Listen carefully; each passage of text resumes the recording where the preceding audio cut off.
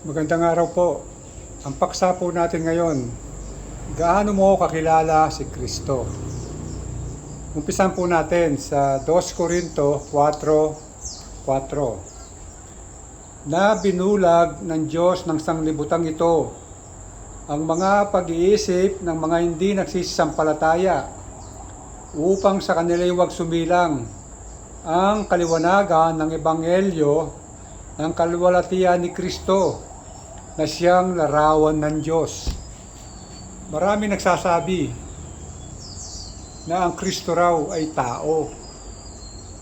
Bakit nila nasabi yon? Kasi binulag ang kanilang mata ng Diyos ang sanglibutang ito. Sino yung Diyos ang sanglibutang ito? Natural, hindi ang Diyos. Kaya hindi sumilang sa kanila kung ano yung katotohanan. Kaya para luminaw sa iyo ang katotohanan, kailangan magsaliksik tayo. Ano yung sasaliksikin natin? Sabi sa 1:5, ang talata 39, ganito ang sinasabi.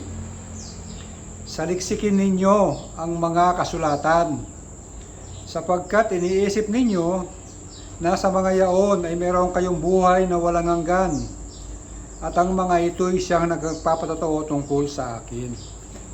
Kaya para makilala mo ng lubusan ang Panginoong Jesucristo, kailangan saliksikin mo ang buong kasulatan.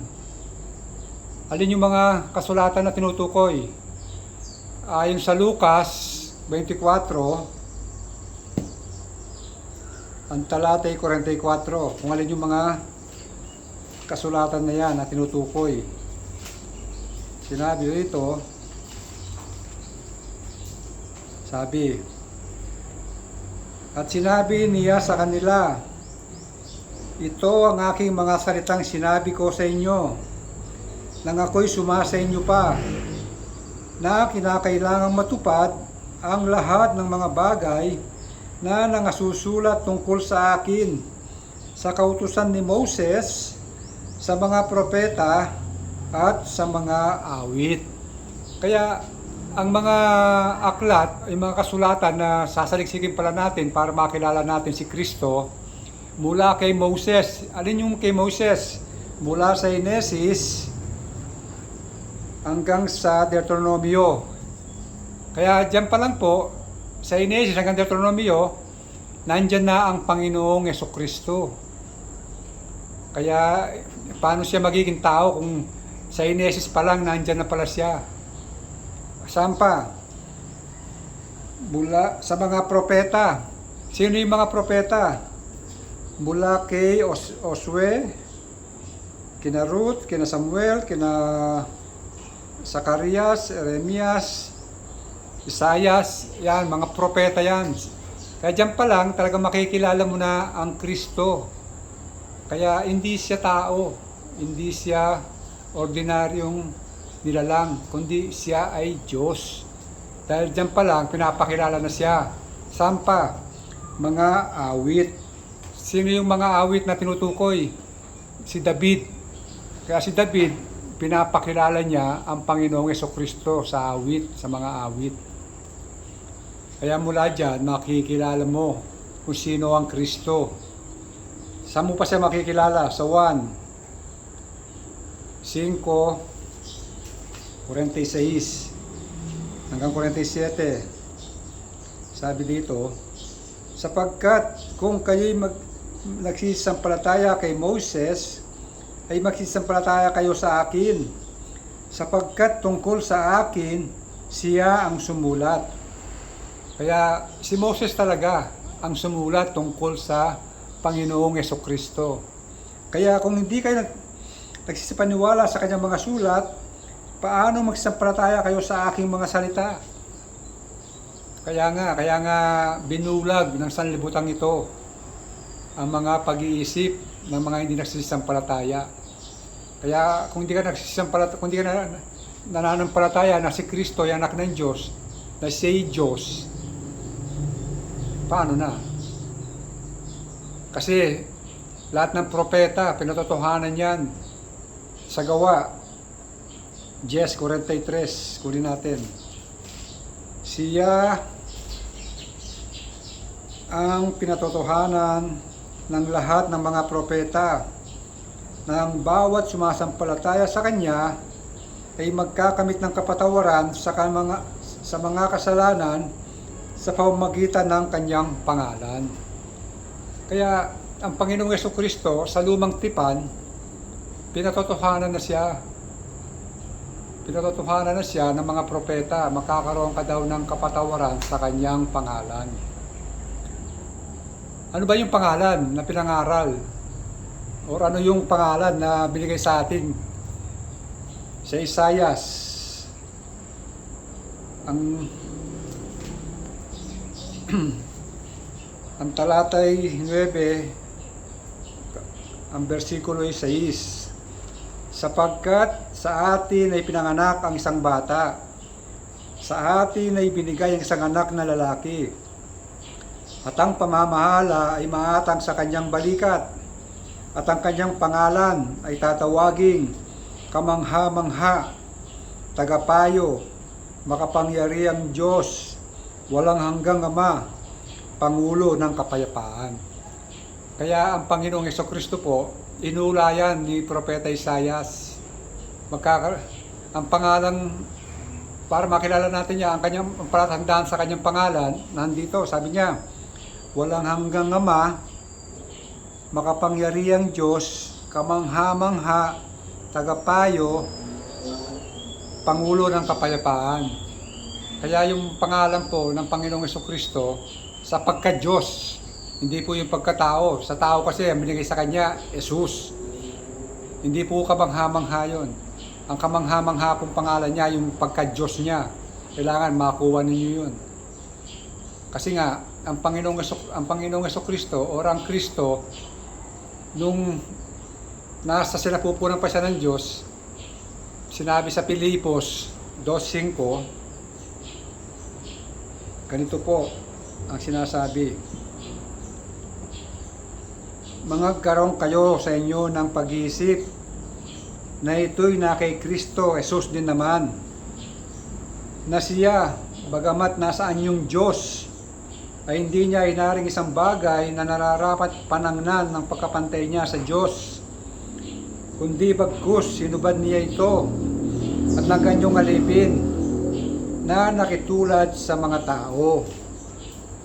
At palibas ay nasumpungan sa anyong tao, siya'y nagpakababa sa kanyang sarili, na nagmasunurin hanggang sa kamatayan, oo, sa kamatayan sa krus. Kaya hindi po talaga tao ang Panginoong Jesucristo. Pansamantalang inubad niya po yun. At na ganyong alipin, nagkatawang tao nga eh. Ang tao, alipin ng kasalanan. Kaya nagkatawang tao siya para tubusin naman ang ating mga kasalanan. Dahil alipin ng kasalanan ng tao, kailangan may tutubos. Ano ang kanyang pantubos? Yung kanyang sariling dugo. Ano bang ibig sabihin ng dugo? Yung kanyang sariling buhay. Ano yung pinakita niya sa kanyang pamumuhay? Naging masunurin hanggang sa kamatayan. Kaya tayo, habang nabubuhay sa mundo, para maligtas tayo, kailangan nating maging masunurin sa Diyos. Kaya pinatutunayan po yan na ang Panginoong Jesucristo, Diyos, gaya na mababasa natin sa 1:1 hanggang 4. Sabi dito, nang pasimula, siya ang berbo, at ang berbo ay sumasa Diyos, at ang berbo ay Diyos. Kaya nung pasimula po, ang Panginoong Jesucristo, salita po yan or berbo. Hindi po siya tao. Sa 2, ito rin ang pasimula ay sumasa Diyos. Kaya nang pasimula pa lang ng paglalang, nandyan na ang Panginoong Jesucristo. Siya ay sumasa Diyos. Nasa sinapupunan po siya ng Diyos. Ang lahat ng mga bagay ay ginawa sa pamamagitan niya. At alinman sa lahat ng ginawa ay hindi ginawa kung wala siya. Kaya hindi pwedeng mawala ang Panginoong Jesucristo. Dahil siya ay kasamang gumawa ng Ama, ng Diyos. sa 4, nasa kanya ang buhay, at ang buhay ay siyang ilaw ng mga tao. Kaya tayo nabubuhay ngayon dahil sa siya ang ating buhay. At ang buhay natin ito, kaya tayo nakakakita dahil siya ang ating liwanag. Kaya malinaw po yan, ang Panginoong Jesucristo, hindi tao, kundi nagkatawang tao. Sa 14, at nagkatawang tao ang berbo at tumahan sa gitna natin. Kaya nagkatawang tao, tumahan sa gitna natin. Alin yung tumahan sa gitna natin? Yung buhay. Kaya tayo nabubuhay dahil nasa atin yung Kristo, yung berbo. Kaya yung tinutukoy na tao, nung nagsasalita siya sa Mateo, sa 1:8-40, ako'y tao, yung po yung Jesus, yung katawang tao ni Kristo. Pero yung Kristo, hindi po yung tao, Diyos po yun. Dahil yung po yung tumahan sa bawat tao, yung Espiritong nagkatawang tao. Yung mababasa po natin sa 1:14-16-17. Siya ang Espiritu ng katotohanan. Sino po ang katotohanan? Si Kristo. Ako ang dahan ng katotohanan at ang buhay. Kaya yung Espiritu ng katotohanan, yung po yun.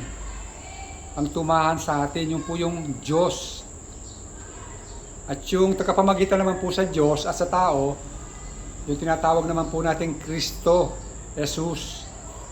Bakit tagapamagitan? Sa Diyos. Yung Diyos po, yun ang Kristo. Yung tao, Jesus. Kaya tagapamagitan sa Diyos at sa tao, Kristo, Jesus. Pero yung pong Yesu Kristo, hindi po tao yun.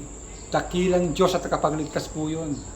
Kaya kung hindi ka nananampalataya na ang Panginoong Yesu Kristo ay Diyos, wala kang kaligtasan.